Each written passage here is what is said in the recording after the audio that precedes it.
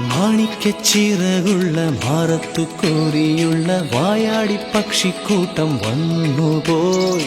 കാടൊന്നു കാണാനായി കൂടൊന്നു കൂട്ടാനായി ആകാശപ്പുഴ നീതി കുതിച്ചുപോയി. കണ്ടു മലനിര